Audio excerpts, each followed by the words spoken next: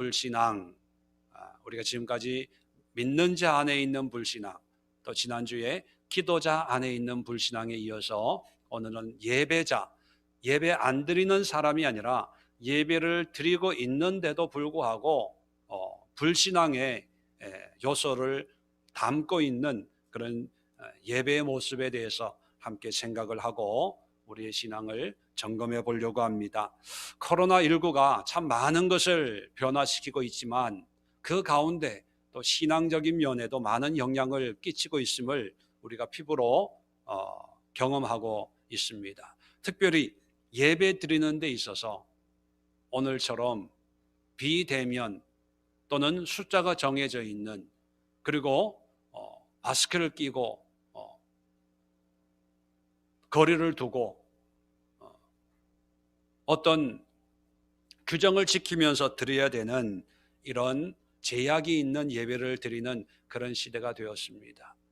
이런 환경적인 여건의 변화와는 상관없이 예배는 예배가 되어야 되고 믿음은 믿음이 되어야 되는데, 그런데 우리는 약한지라 환경의 영향을 받는 인간들이기 때문에 환경의 변화에 따라서 자칫하면 믿음과 예배도 변화 또는 변질될 수가 있다는 것을 우리가 우리 스스로 인정을 하죠.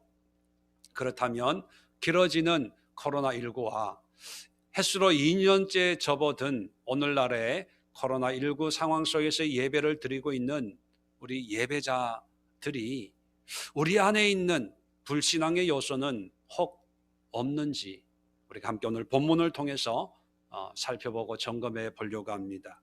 본문의 내용은 사울이 이제 블레셋과 전쟁을 앞두고 있습니다. 전쟁하기 전에 사울이 와서 번제와 화목제, 우리식으로 얘기하면 하나님 앞에 예배를 드리고 전쟁을 하자고 그렇게 얘기한 것 같습니다. 그래서 7일 안에 내가 길갈로 가서 우리가 예배 드려주겠다 그렇게 얘기를 했는데, 오늘 성경에 보면 8절에 사무엘이 정한 기한대로 오질 않는 거예요. 자, 그래서 어쩔 수 없이 사울이 예배를 드렸습니다. 어떻게 보면 큰 잘못이 아닌 것처럼 느껴집니다. 그런데 예배를 마치자마자 사무엘이 와가지고 왕이 무슨 일을 행했습니까? 아주 화가 나서 11절에 그렇게 물어봐요. 자, 그래서 사울이 여차여차해서 내가 이렇게 예배를 드렸습니다 그랬더니만 13절에 보면 사무엘이 사울에게 왕이 망령되이 행하였도다, 왕의 하나님 여호와께서 왕에게 내리신 명령을 지키지 아니하였도다, 그리하였더라면 여호와께서 이스라엘 위에 왕의 나라를 영원히 세웠을 것이거늘 지금은 왕의 나라가 길지 못할 것이라. 왕의 나라가 길지 못한다는 것은 왕의 자리에서 내려와야 된다는 거예요. 아니, 예배 한번 잘못 드렸다고 또 사무엘이 약속을 안 지켜서 대신에 왕으로서 제사 드린 것이 무슨 그렇게 큰 죄가 되길래 왕의 자리에서 쫓겨나야 할까? 아마 사무엘이 예배 못 드려서 쫓겨났다면 저는 목회하는 이 목사 강대상에서 몇 번 쫓겨났을까요? 자, 하나님은 왜 이 모습을 이렇게 하나님이 친히 세운 사울을 하나님이 친히 쫓아낼 정도로 그렇게 불신앙적인 그런 신앙의 모습으로 보고 있을까 하는 것입니다. 여기에서 예배 드린다고 하지만 하나님이 보실 때 진정한 예배가 아닌 불신앙적인 예배에 세 가지 요소가 있습니다. 자, 첫 번째 요소가 뭐냐 하면, 자, 사무엘의 질문에 11절에 왕이 행한 것이 무엇이냐? 도대체 무슨 일을 한 겁니까? 이렇게 물었을 때 사울이 대답하는 장면이 나옵니다. 11절에 계속해서 보면 사울이 이르되 백성은 내게서 흩어지고 당신은 정한 날 안에 오지 아니하고 블레셋 사람은 믹마스에 모였음을 내가 보았으므로. 자, 사울이 예배를 드린 이유를 설명하는 거예요. 그 이유를 설명하는데 그 이유가 다 누구를 언급하고 있어요? 백성은 내게서 흩어지고 당신은 정한 날에 안 오고 블레셋 사람들은 민박스에 모였음을 내가 보았고. 다 예배드린 이유가 사람입니다. 사람. 사울이 예배 드려줘야 되는데 사울이 안 오는 거예요. 그러니까 군사들이 야, 사울이 왜 안 오지? 내일 오겠지, 모레 오겠지 하다 계속 안 오는 거예요. 그러니까 사람들이 무슨 생각하냐면 야, 전쟁에 질까 봐 사울이 안 오는 거 아니야? 그렇게 해서 하나씩 하나씩 8절에 보면 흩어지기를 시작하는 거예요. 왕으로서 한 사람이 아쉬운데 군인들이 흩어지니까 안 되겠다. 그 흩어지는 사람들의 마음을 사로잡기 위해서 예배 드리는 거예요.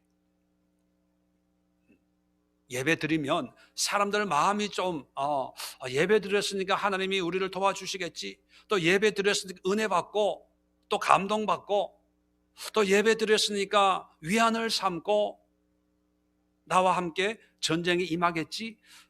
어떻게 하면 흩어지는 저 사람들의 마음을 사로잡아서 나와 함께 이 일을 행할 수 있을까? 그런 분명한 목적을 가지고 예배 드렸다는 거예요.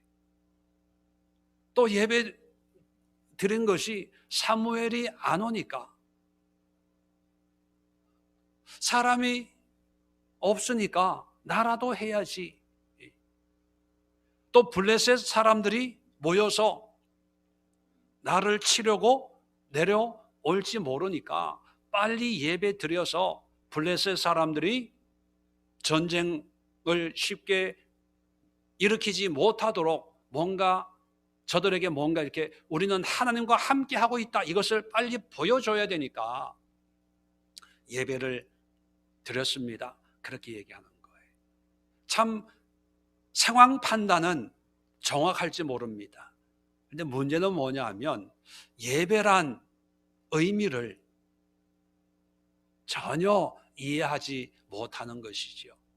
예배는 사람을 위해서 행하는 것이 아니라 하나님께 드리는 믿음의 고백이고 헌신의 예배입니다. 사람 기분 좋으라고, 사람 마음의 안정을 가지라고, 또 사무엘이 있으니까 예배 안 드리고 없으니까 예배 드리고, 누가 있고 없고에 따라서 예배 드리는 게 아니잖아요. 또 블레셋 사람들 보라고 우리는 하나님과 함께 전쟁에 임하니까 까불지 마, 이런 어떤 메시지를 전하기 위해서 예배 드리는 게 아니죠. 예배는 상황과 관계없이 하나님 앞에 드려지는, 하나님 보시라고 하나님 기쁨을 위해서 드려지는 하나님 앞에 헌신입니다. 그래서 모든 예배의 중심은 하나님이에요. 예배 드리는 태도도 하나님 보시기에 나의 모습이 어떠할까, 이런 생각으로 예배 드려야 돼요. 아이들과 예배 드릴 때 어머니들이 늘 잔소리가 뭐냐면 야, 창피하게 왜 울고 그래? 사람들이, 교인들이 보면 뭐라 그러겠어? 다리 좀 떨지 마. 왜 그렇게 몸을 움직이고 뭐 그래? 창피해 죽겠어. 뭐 그래요. 사람 보기에도 창피한데 그러면 하나님 보기에는 우리의 모든 관심이 이게 사람 중심으로 되어 있습니다. 우리가 예배 드릴 때 몸을 단정히 하고 또 예배에 집중해야 될 이유는 누가 보기 때문이 아니라 하나님 보시기에 우리가 거룩하고 경건해야 되는 거예요. 사람이 본다고 조심하고 안 본다고 함부로 하는 것이 아니라, 하나님은 주무시지도 않고 졸지도 않는 분이거든요. 늘 우리를 바라보시는 하나님 앞에 늘 경건해야 되고, 그런 마음으로 예배에 임해야 되지요. 예배 형식도 어떤 경우 자칫하면요, 사람들의 놀이터가 되기가 쉽죠. 예배가 조금 재능이 있고 달란트가 있는 그런 사람들, 노래에 달란트가 있는 사람은 노래로 참 멋있게, 악기에 달란트가 있는 사람은 악기로 사람들에게 뭔가 감동을 주고, 그래서 사람들이 그런 모습을 보면서 아, 참 좋다라고 하는 어떤 감정적인 것을 하나님이 주신 은혜로 착각하는 경우가 많습니다. 그래서 어떤 분은 책을 쓰기를 예배인가 쇼인가 그런 책을 쓰기도 했습니다. 우리가 사람들에게 좋은 느낌을 주는 것이 곧 하나님이 기뻐 받으신 예배라는 그런 생각을 가지고 있습니다. 그래서 좀 더 멋있고 화려하고 스케일 큰 어떤 뭔가 퍼포먼스를 하는 것이, 그것이 좋은 예배를 드리는 거라고 착각을 할 때가 있습니다. 하나님은 형식이나 모양이나 모습에 연연하지 않습니다. 어제 뉴스를 보다가 참 작은 뉴스 기사를 봤는데 참 마음이 씁쓸했습니다. 뭐냐 하면 유럽의 교회들이, 교회 문을 닫는 교회들이 많아서 파이프 오르간이나 아니면 중세의 이 오래된 성물들이 많이 유럽에도 당근마켓이 있는지 모르겠지만 중고 시장이 많이 나온답니다. 교회 문을 닫으니까 그것을 팔려고. 그런 건물을 지을 때 얼마나 화려했고, 교회를 통해서 중세 음악이 나오고, 교회를 통해서 중세 미술이 나오고, 교회를 통해서 중세 건축이 나오고, 모든 문화의 시작이 교회였거든요. 그런데 지금은 어떻게 됐습니까? 만약에 하나님이 그런 걸 기뻐하셨다면 계속 지켜나가게 하셨겠지요. 그런데 이제는 그것이 길거리에 내놔도 가져갈 사람이 없는 그런 쓰레기처럼 전락이 됐습니다. 오직 남은 건 뭡니까? 말씀밖에 없어요. 말씀밖에. 말씀밖에 없어요. 예배 드린 결과가 오늘 성가대 찬양이 너무 좋았어, 예배가 너무 좋았어, 뭐 이런 게 좋았어 라고 하는 그런 판단이 사람 중심, 자기의 기분이나 느낌이나 자기의 생각의 기준으로 판단할 때 그런 결과라면 참 큰 문제가 생길 수 있는 것입니다. 예배의 모든 것은요, 하나님 중심이에요. 어린아이의 서툰 찬양을 함께 예배할 때, 하나님이 어린아이의 입술을 통해서 이렇게 영광을 받으시는구나, 그런 하나님의 마음을 우리가 느낄 때 그게 진정한 예배가 될 수가 있는 것입니다. 저는 큰 교회에서만 신앙생활을 해서 참 전도 받았을 때부터 큰 교회만 다녔고, 한국에서도 큰 소위 말하는 대형 교회만 다녔습니다. 그러다 보니까 예배는 이래야 되고 행사는 이렇게 해야 되고, 큰 교회니까 행사가 얼마나 많습니까? 미국의 제 모교회 다녔던 그 교회는요, 200명 스태프를 한국에 데리고 와가지고 잠실 그 운동장에서 뮤지컬을 공연했던 그런 스케일 있는 교회입니다. 전 세계 다니면서. 그런 것만 보다가 제가 개척을 하고 뭔가 행사를 하려니까 이게 뭐 하면서도 이거 가지고 되겠어 이런 생각이 자꾸 드는 거예요. 본 게 그 전부니까. 그러다 보니까 힘들어지는 거예요. 뭐 행사 뭐 하려고 하는 게 이거 해도 이게 뭐 사람들이 좋아할까? 뭐 이런 생각이 먼저 들다 보니까 근데 나중에 솔직한 얘기지만 개척하고 3년 반 만에 건축을 했거든요. 허리띠 졸라매고 건축을 했는데 사실 그 건축할 때도 하나님께 영광, 하나님의 영광입니다 이런 생각은 거의 없었어요. 무슨 생각이 많았을까요? 김정은 목사 개척하고 3년 만에 교회를 건축했대. 이 소리 한번 듣고 싶어가지고 무리해가면서 했어요. 그런데 어느 날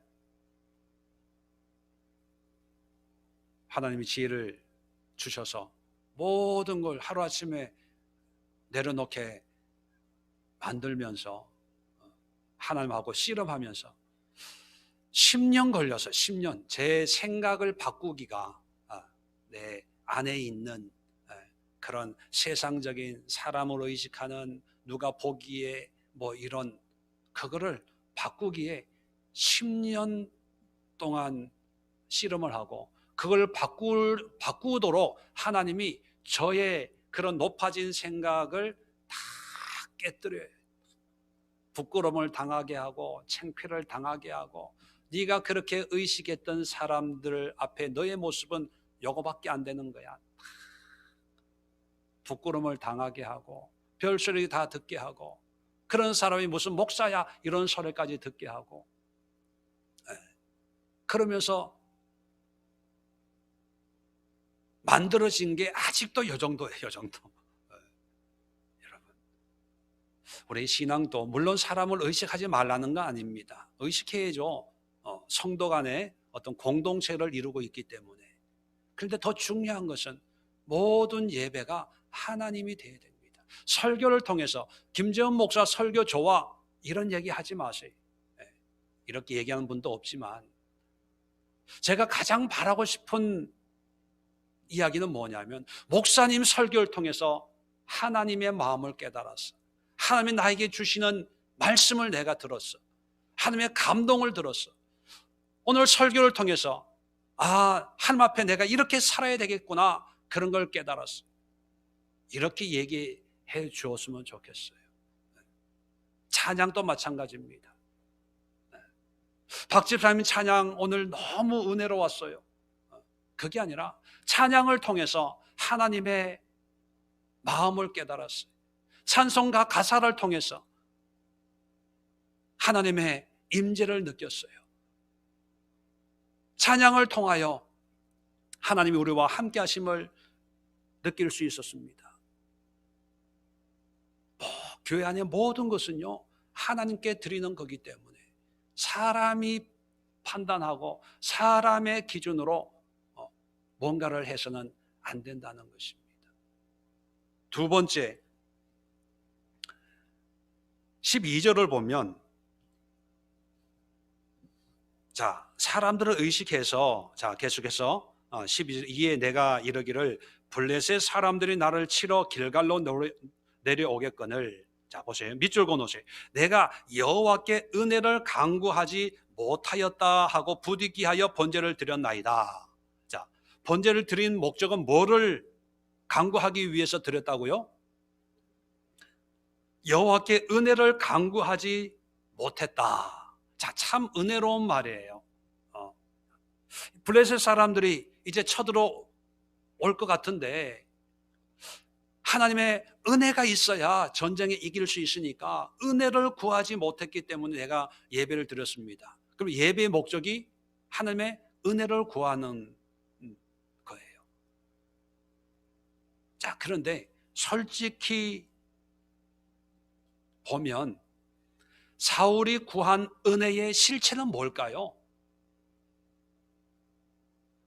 사울 왕이 은혜라고 표현했지만 사울 왕이 기대하는 것은 뭡니까? 전쟁에서 이길 수 있는 어떤 특별한 능력, 하나님의 도움, 하나님의 역사, 그죠? 블레셋 사람들이 쳐들어올 것 같으니까 하나님이 도와주셔야 됩니다. 하나님이 뭐 특별한 능력으로 저들을 몰아내줘야 됩니다라고 하는 어떤 목적이 있어요. 목적.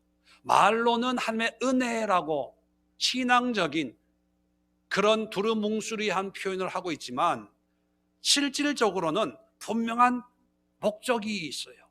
전쟁에서 이기게 하옵소서. 자, 우리는 예배 드릴 때 어떤 문제를 해결하는 할 수 있는 은혜가 임하기를 기대해요. 그런데 예배란 목적이 뭡니까? 나의 목적을 이루기 위함입니까? 아니면 나의 목적과 상관없이 말 그대로 하나님을 높이고 찬양하고 경배하고 함께 영광을 돌리는 것이 예배입니까? 예배는요, 부적이 아닙니다. 사울이 예배를 부적처럼 사용한 거예요. 말로는 하나님의 은혜를 강구하지 못해서 예배 드렸습니다라고 하지만 실질적으로 보면 하나님의 도움을 구하려면 기도해야지. 왜 예배를 드려요?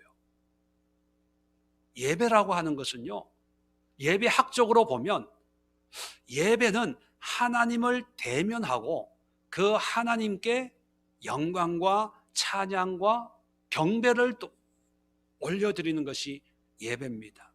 예배에는 뭔가 우리가 누리고 받고 소유할 수 있는 게 없어요. 오히려 우리가 물질을 드리고 재물을 드리고 시간을 드리고 우리의 마음과 생각을 온전히 주님 앞에 드리는 거예요. 우리는 일반적으로 그런 표현을 합니다. 목사님 오늘 예배 가운데 은혜 많이 받았어요. 예. 그런데 엄격하게 얘기하면 예배에서 은혜 받으면 안 돼요. 엄격하게 얘기하면 하나님 앞에 온전히 드리는 거예요. 그게 예배예요.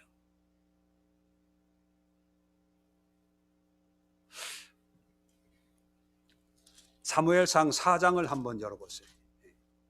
우리 심리 안에, 예배자 안에 어떤 심리가 있냐 하면, 자, 사무엘상 4장 3절에 보면, 자, 블레셋하고 전쟁하는 그런 장면입니다. 3절 보면, 백성이 진영으로 돌아오며 이스라엘 장로들이 이르되 여호와께서 어찌하여 우리에게 오늘 블레셋 사람들 앞에서 피하게 하셨는가? 전쟁에 피해서 이제 도망온 거예요. 하나님이 왜 우리를 이렇게 전쟁에서 이렇게 지게 했지?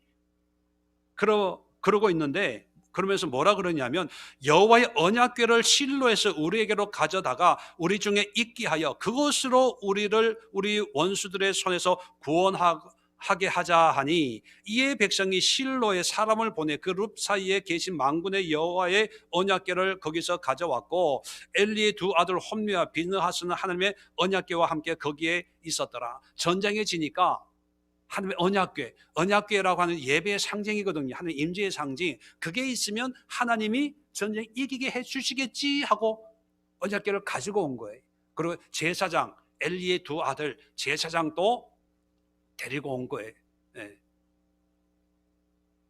자, 그 결과가 9절 보면 오히려 블레셋 사람들이 힘을 얻어가지고 너희 블레셋 사람들아 강하게 되며 대장부가 되라. 너희가 히브리 사람들의 종이 되기를 그들이 너희의 종이 되었던 것 같이 되지 말고 대장부 같이 되어 싸우라 하고 10절에 블레셋 사람들이 쳐서 이스라엘에 패하여 각기 장막으로 도망하였고 살육이 심히 커서 이스라엘 보병에 엎드러진 자가 3만 명이 되었으며 하나님의 궤는 빼앗겼고 엘리의 두 아들 홈리와 비느하스는 죽임을 당하였더라. 예배 드리면, 제사 드리면 전쟁에 이길 줄 알고 전쟁터에 복귀를 가지고 왔는데 결과는 오히려 3만 명이 죽었어요. 3만 명이. 여러분, 이건 뭐냐 하면 예배는 부적처럼 예배 드리면 뭔가 잘 되겠지, 뭔가 좋은 일 생기겠지, 이게 아니라는 거예요. 오늘날도요, 어떤 사업하는 분이, 제가 직접 그런 분을 만났어요. 사업하는 분이 계약을 앞두고 교회 가서 기도하고 예배 참석하고 그렇게 가면 하나님이 도와주시겠지. 그래서 교회 예배 드리러 왔대요. 못 올 걸 왔대. 그러면 내가 뭐라고 얘기해야 됩니까? 참 믿음 좋네요 얘기해야 됩니까? 하나님이 복 주실 겁니다. 사업 잘 되게 해 주실 겁니다. 그렇게 얘기해야 됩니까? 하나님이 당신을 망하게 할 겁니다. 그렇게 얘기해야 됩니까? 우리 안에 제가 말씀드리고 싶은 것은 우리 믿는 자 안에도 철저하게 미신적이고 무속적이고 이방 종교적이고 비성경적이고 불신앙적인 요소들이 드글드글하다는 거예요. 예배는 말 그대로 예배예요. 예배 원형을 아주 간단하게 소개한 그 예배의 기본을 소개하자면 창세기 4장 4절로 5절 아벨과 가인의 예배입니다. 4장 4절 5절 보면 아벨은 자기도 양의 첫 새끼와 그 기름으로 드렸더니 여호와께서 밑줄 그어놓으세요. 아벨과 그의 제물을 받으셨으나, 제물만 받는 것이 아니라 아벨과 그의 제물을 받았대요. 자, 그 다음에 가인과 그의 제물은 받지 아니하신지라. 가인의 제물만 안 받은 게 아니라 가인과 그의 제물도 안 받았어요. 이게 뭐냐 하면 예배 드리는 제물 그 시간만이 아니라 일상의 삶, 평소의 삶, 아벨이 살았던 그 삶과 그 예배를 받고 가인이 살았던 그 삶과 가인의 예배를 안 받았다는 거예요. 그래서 우리는 예배라고 하면 어떤 시간과 장소가 정해져 있는 어떤 예배지만 그 예배 안에는요, 그 시간과 장소 외에 그 장소까지 오게 되는 모든 삶의 여정이 포함이 된 예배가 주님 앞에 올려지는 거예요. 다시 말하면 우리가 주일 예배라면 월요일부터 토요일까지의 예배적인 삶, 아벨이 드렸던 그런 예배적인 삶을 살고 주일날 그 예배적인 삶을 산 믿음의 고백을 주님 앞에 드리는 거예요. 물론 죄 지은 것도 있겠죠.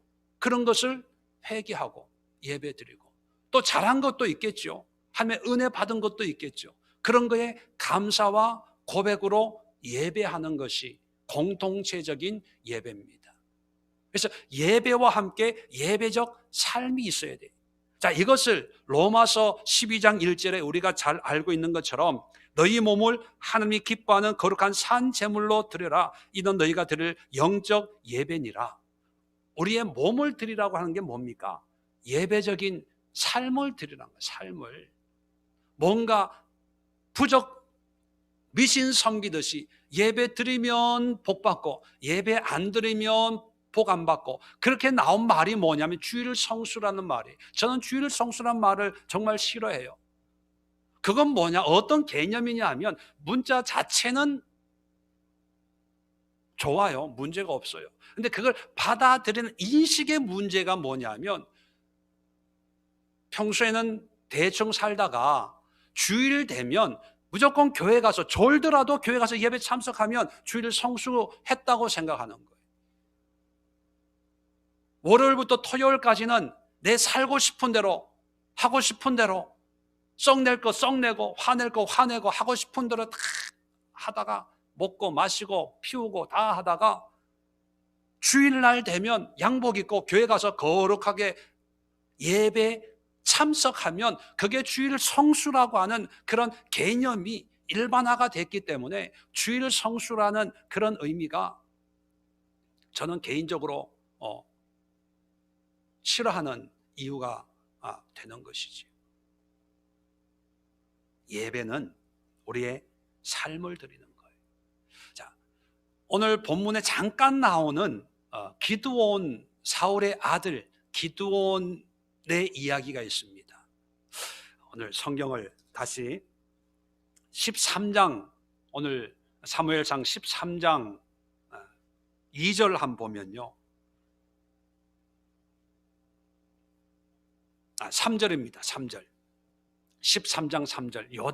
요나단의 이야기가 나옵니다. 자, 요나단이 게바에 있는 블레셋 사람의 수비대를 침해 블레셋 사람이 이를 들은지라 사울이 온 땅에 나팔을 불어 이르되 히브리 사람들은 들으라 하니. 자, 이 전쟁의 시발은 요나단이 시작을 한 거예요. 요나단이 블레셋을 공격을 했어요.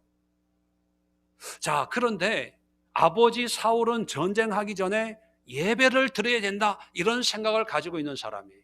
근데 요나단은 전쟁을 시작하면서 예배 드렸다 이런 내용이 없어요. 자, 그렇게 보면 일반적으로 보면 전쟁하기 전에 제사장 사무엘 모시고 번제와 화목제를 드려야 된다는 사울과 예배 없이 전쟁하는 요나단 둘 중에 누가 믿음이 좋습니까? 누가 참 신실한 믿음의 사람이에요? 솔직하게 대답해 보세요. 자, 우리는 뭔가 할 때 목사님 모시고 예배 드려야 된다고 생각을 해요. 자, 그럴 때 참 믿음이 좋다, 참 신실하다, 그렇게 생각을 합니다. 요나단은 예배도 없어요.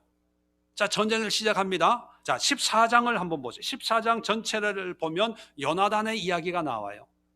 참 14장은 은혜로운, 참 아름다운 이야기가 나옵니다. 집에 가서 한번 읽어보세요. 자, 14장 6절에 보면, 자, 블레셋하고 전쟁을 하는데 요나단 6절에 요나단이 자기의 무기를 든 소년에게 이르되 우리가 이 할례 받지 않은 자들에도 건너가자. 자, 두 사람만 건너가는 거예요. 요나단하고 자기 수하에 있는 그 몸종하고 둘이 블레셋 사람들에게 가자, 그렇게 얘기하는 거예요. 자, 이 할례 받지 않는 자들에게도 건너가자. 여호와께서 우리를 위하여 일하실까 하노라. 여호와의 구원은 사람이 많고 적음에 달리지 아니하였느니라. 자, 예배는 안 드리지만 뭐가 있어요? 하나님을 믿는 믿음으로 가는 거예요. 한 나라와 전쟁을 하는데 두 사람이 믿음으로 가는 거예요. 이게 예배적 삶입니다. 자, 또 한 군데 볼까요? 12절입니다. 12절. 그 부대 사람들이 요나단과 그 무기를 든 자에게 이르되 우리에게로 올라오라, 너에게 보여줄 것이 있느니라 하니라. 요나단이 자기 무기를 든 자에게 이르되 나를 따라 올라오라, 여호와께서 그들을 이스라엘의 손에 넘기셨느니라. 하나님의 사인으로 인정을 하는 거예요. 그래서 전쟁을 시작합니다. 그 결과는 보나 안 보나 다 알죠. 이겨요. 이스라엘을 구원합니다. 사울은 예배를 드려야 하나님이 도운다고 생각하는 반면에 요나단은 하나님과 함께하는 삶을 우리에게 보여줘요. 예배적 삶. 그렇다고 이런 공적인 예배 드리지 말고 혼자 그냥 예배 드리면서 알아서 다 하라는 그런 의미가 아닙니다. 예배 드릴 때 우리 안에 뭔가 우리 안에 있는 목적, 잘 될 거야. 또 예배 안 드리면 하나님이 혼낼 거야. 일이 잘 안 될 거야. 또 살다가 좀 안 좋은 일 생기면 이번 주에 교회에 빠져서 이런 일 생기나? 그렇게 미신적으로 신앙생활 하지 말라는 거예요. 예배는요, 하나님 앞에 온전히 드리는 거예요. 전쟁도 드리는 거예요. 우리의 좋은 일도 안 좋은 일도 모두 하나님 앞에 드리면서 하나님의 뜻 가운데 살아가는 거예요.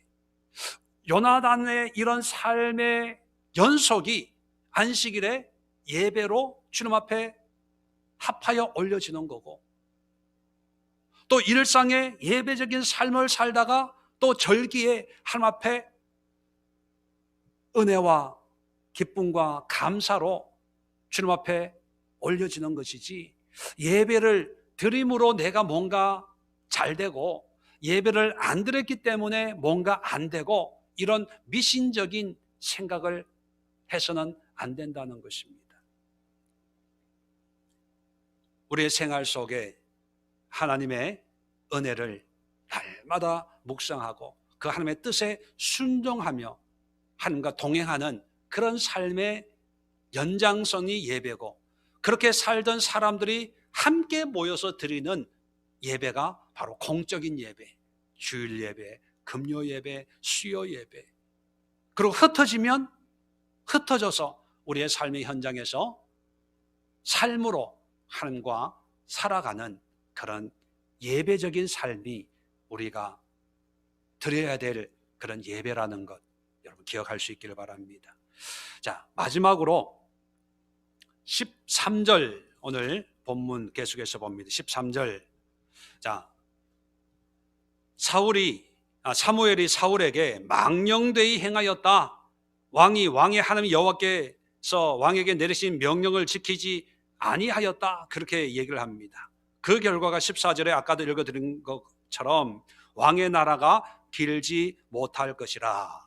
자, 왜 하나님은 사무엘을 통해서 사울을 저주하다시피 이렇게 저주했을까요? 거의 대부분의 사람들이 이렇게 해석합니다. 이유는 번제는 누구만 드려야 됩니까?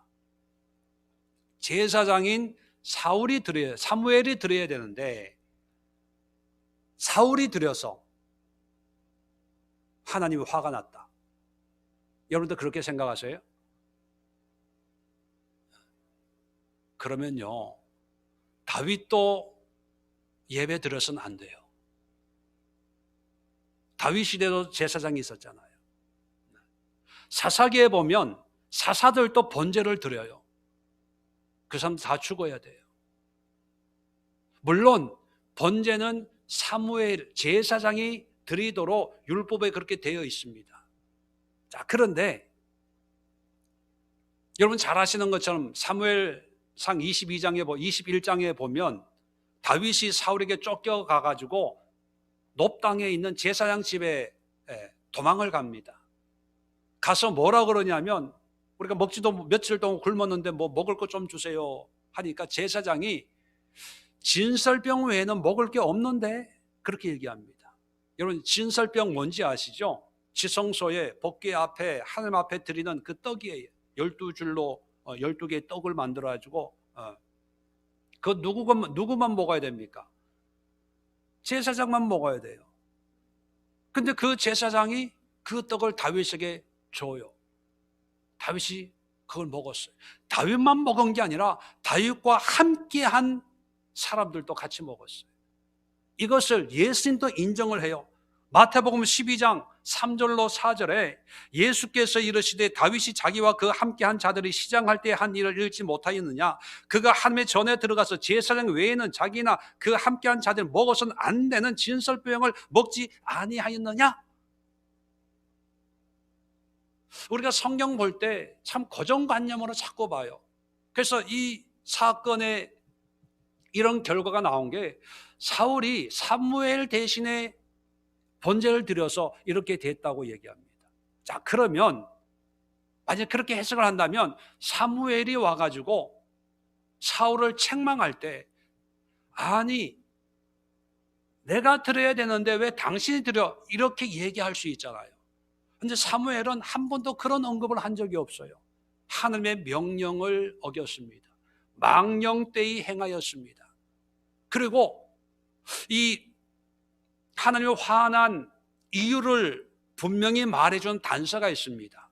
하나님의 화가 나서 왕에서 쫓아내실 겁니다. 쫓아낸 뒤에는 자 14절 보세요. 지금은 왕의 나라가 길지 못할 것이라 여호와께서 왕에게 명령하신 바를 왕이 지키지 아니하였으므로 자 밑줄 보세요. 여호와께서 그의 마음에 맞는 사람을 구하여 여호와께서 그를 그의 백성의 지도자로 삼으셨느니라 하고 자 사울을 패하고 누구를 세운다고 그래요? 그의 마음에 맞는 사람을 구한대요. 그의 마음에 맞는 사람. 그러면 하나님의 화난 이유가 뭡니까? 하나님의 마음에 안 맞아요. 마음이 안 맞다는 거예요. 사울이 번제를 드렸냐 안 드렸냐 그 행위가 중요한 게 아니라 그 행위를 하는 이 사울의 마음이 하나님에게서 떠났다는 거예요. 그래서 마음이 떠났기 때문에 하나님이 마음에 맞는 사람을 구하겠다. 구한 사람이 누굽니까? 그게 누구예요? 다윗이에요. 사도행전 13장에 보면 이세 아들 다윗을 보니 내 마음에 맞는 사람이다. 이렇게 기록이 되어 있어요. 하나님은 마음에 맞는 사람, 다시 말하면 마음이 같은 사람을 찾으시는데 사울은 예배는 드렸어요. 급하니까 사울도 할 말은 있을 거예요. 7일 동안 기다렸는데 안 왔잖아요. 그러면 사무엘은 그럴 거예요. 야, 7일 동안 기다렸으면 끝까지 기다려야지. 12시 땡 할 때까지 기다려야지. 여기 보면 번제를 다 드리고 나니까 온 거 보니까 사울이 좀 급하게 서둘렀나 봐요. 상황이. 하여튼 그게 문제가 아니라는 거예요. 그런 쪽으로 이해하지 말고 하나님이 내 마음에 맞는 사람을 구해야 되겠다 하는 걸 보니까 사울은 마음이 없어요. 마음이 없는 예배는 어떤 예배일까요? 형식적인 예배, 타성에 젖은 예배. 사무엘이 안 오니까 야, 급하다 급해, 빨리 예배 드려. 야, 블레셋 사람들 쳐들어오겠다. 야, 빨리 해, 빨리. 뭔가 요식 행위처럼 형식적인 타성에 젖은 그런 예배였다는 거예요. 감격도 없고 감동도 없고 사모함도 없고 애절함도 없고, 그게 마음이 없는 예배, 마음이 없는 예배. 우리식으로 표현하면 몸만 와 있는 예배. 그죠? 마음은 지금 올림픽에 가 있어. 마음은 지금 점심 먹으려고 가스레인지 위에 올려놓은 냄비 안에 가 있고 반찬 안에 가 있고, 예배 끝나고 식당에 가서 뭘 먹을까? 예배 끝나자마자 놀러 가야지. 그게 마음이 없는 예배예요. 마음이 없는 예배는 하나님에 대한 기대가 없는 예배, 기대가 없는 예배. 이 사울에게 하나님은 어떤 모습이 있는가를 단적으로 알려주는 내용이 15장, 사무엘상 15장을 보세요. 아말렉하고 전쟁을 할 때입니다. 아말렉하고. 사무엘상 15장을 보면 아말렉하고 전쟁을 하는데 사무엘이 다 죽이십시오, 그렇게 얘기를 합니다. 그런데 이 사울이 다 죽이지 않고 전리품을 좋은 건 다 챙겨왔어요. 짐승 이런 걸 다 챙겨오니까 사무엘이 화가 나는 거예요. 왜 이렇게 했냐 그랬더니만, 자, 15장 15절 보세요. 사울이 이르되 그것은 무리가 아말렉 사람에게서 끌어온 것인데 백성이 당신의 하나님 여호와께 제사하려 하여 양들과 소들 중에 가장 좋은 것을 남김이요 그 외의 것은 우리가 진멸하였나이다 하는지라. 자, 재물들, 짐승들 끌고 온 이유가 뭐냐면 백성이 당신의 하나님 여호와께 제사하려 하여. 누구의 하나님? 네. 너의 하나님한테 제사하려고. 아니, 하나님이 자기의 하나님은 아니에요? 나의 하나님은 아니에요? 너의 하나님께 제사하려고 온 거야. 알고나 얘기해야지, 이런다는 거예요. 나하고 하나님은 관계없는 것처럼 얘기해요. 자, 또 한번 볼까요? 21절. 다만 백성이 그 마땅히 멸할 것 중에 가장 좋은 것으로 길갈에서 당신의 하나님 여호와께 제사하려고 양과 소를 끌어왔나이다 하는지라. 계속해서 하나님을 우리 하나님께 또는 나의 하나님께 이런 표현을 안 하고 당신의 하나님 여호와께. 30절도 한번 봅시다. 사울이 이르되 내가 범죄하였을지라도 이제 청하옵나니 내 백성의 장로들과 이스라엘 앞에서 나를 높이사 나와 함께 돌아가서 내가 당신의 하나님 여호와께 경배하게 하소서 하더라. 이제 깨달았거든요. 하나님이 화낸다는 걸 아니까 이제 체면 때문에 혼자 가긴 그러니까 사울 나랑 좀 같이 가서 우리 하나님 앞에 예배합시다, 그런 얘기를 하는데 또 당신의 하나님 여호와께 경배하게 하소서. 자, 이런 사람이 있으면 마음이 함께 있다고 봐요, 없다고 봐요? 마음이 없죠. 예배는 드려요. 교회는 가요. 봉사는 해요. 기도는 해요. 그런데 내 하나님이 아니라 나와 관계없는 하나님으로 여기시는 거예요. 이런 상태에서 100번 예배 드리면 뭐합니까? 교회 봉사하면 뭐합니까? 11조 감사헌금, 성경금 하면 뭐하겠어요? 아무 의미, 허비하는 거예요. 허비하는 거. 차라리 그렇게 하나님 앞에 헌금했다, 신앙생활 했다라고 그렇게 생각한다면 차라리 절에다 갖다 주세요. 무당집에 갖다 주세요. 아무 의미가 없는 거예요. 우리가 예배 주님 앞에 드릴 때 당연히 이제 몸도 오겠지만 예배 드림으로써 우리가 하나님 앞에 나의 하나님, 나의 예수님, 나와 함께 하신 하나님, 그 하나님에 대한 친밀한 관계, 그리고 하나님과의 연합된 그런 마음이 예배와 함께 주님 앞에 올려져야 됩니다. 그래서 하나님은 뭘 볼까요? 몇 명이 모였냐 볼까요? 아니면 대면 예배 드렸냐, 비대면 예배 드렸냐 이걸 볼까요? 헌금을 얼마 넣었냐 이걸 볼까요? 아니면 우리 마음을 볼까요? 우리 마음을 봐요. 마음. 그만큼 중요합니다. 그런데 사람은 마음을 봐요, 외모를 봐요. 외모를 보기 때문에 우리는 마음 준비에 더 신경을 씁니까? 외모 준비에 더 신경을 씁니까? 외모 준비에 더 신경을 써요. 왜? 사람들에게 보여지는 모습이니까. 마음은 사람들이 모른다고 생각하고 신경을 안 써요. 속에서 부글부글 해도 오늘 예배만 끝나면 집에 가가지고 내가 가만 안 둔다, 가만 안 둬. 그러면서 예배야 빨리 끝나라. 그리고 예배 드려요. 그러고 나가면서 아유 목사님 은혜 받았어요. 집사님, 권사님 한 주간 더 승리 화이팅. 은혜 가운데 강건하시기를 바랍니다. 뭐 신앙적인 용어는 다 사용해. 다 성경 구절까지 뭐. 근데 우리 마음은요.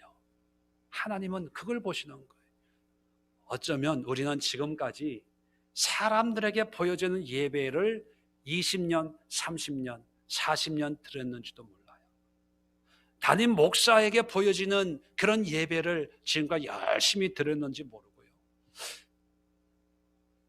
찬양도 성도들에게 뭔가 감동을 주는 찬양을 위해서 우리가 그렇게 수고하고 노력했는지도 모릅니다. 정작 중요한 것은 하나님이 우리의 마음을 보는데 찬양하는 분도 뭐 찬양 틀려도 괜찮아요. 내 마음을 주님 앞에 올려드리는 찬양을 해야지 사람들에게 화음 맞춰서 아름다운 음악을 들려주기 위해서만 연습하고 노력한다면 요즘 미스트로트 뭐 이런 음악 오디션과 똑같은 거가 될 수가 있는 거죠. 정리합시다. 예배 안 드리는 것도 문제지만 예배 드리는 것도 참 불신앙적인 요소들을 많이 가지고 있음을 발견할 수가 있습니다. 특별히 대면 예배, 비대면 예배. 참 이런 말도 대면 예배, 비대면 예배라는 말도 이렇게 말이 맞지가 않는 거예요. 대면 예배, 비대면이라고 하는 건 사람들끼리 모이냐 안 모이냐 이 기준으로 예배를 정하는 거거든요. 예배는 모이든 안 모이든 그건 중요하지 않습니다. 누구를 보는 거예요? 누구를 만나는 거예요? 하나님을 만나는 거예요. 하나님을 만나는데 대면이든 비대면이든 그게 무슨 상관이에요? 몇 명이 모이든 100명이 모이든 99명이 모이든 의미가 없는 거예요. 예배는 대면 예배를 드려야 돼요. 대면 예배. 그 대면은 오직 하나님을 바라보고 하나님 중심으로 하나님 앞에서 드려지는 그런 예배가 되어야 됩니다. 저는 우리 예수교회 성도들은 비대면 속에서도 대면 예배를 드리고 대면 예배 속에서도 하나님을 대면하는 그런 예배가 되기를 바랍니다. 빨리 교회 가서 예배 드려야지. 물론 상황이 빨리 개선이 돼야 되겠지만 그런 사모함, 간절함보다는 내가 있는 이 장소에서 하나님을 대면하고 예배해야지, 그런 마음이 더 크기를 바랍니다. 예배는 다른 목적을 가지고 예배 드리지 마세요. 예배 드리면 복받고 예배 안 드리면 하나님이 화내시고, 그거는 미신입니다. 예배는 하나님께 우리의 삶을 드리는 거예요. 그러기 위해서는 주일에 예배를, 은혜로운 예배를 드리기 위해서는 월요일부터, 아니 주일 예배 끝나고부터 예배적 삶을 살아야 돼요. 하나님과 동행하는 삶, 내 삶을 하나님의 거룩한 제물로 드려지는 그런 삶을 살다가 예배에 대면이든 비대면이든 함께 모여서 하나님 앞에 이렇게 한 주간을 살았습니다. 이런 하루하루를 보냈습니다. 그런데 이런 연약함과 허물이 있사오니 하나님이 용서해 주세요. 또 이런 은혜를 누렸으니 하나님 감사합니다. 영광 받아주세요. 이런 모든 우리의 삶의 고백을 주님 앞에 온전히 드려지는 그런 예배입니다. 그리고 마지막으로 우리의 마음을 드리는 거예요.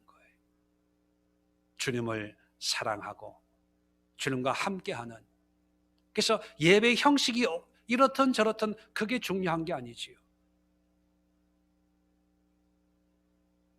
우리의 마음이 주님 앞에 가 있다면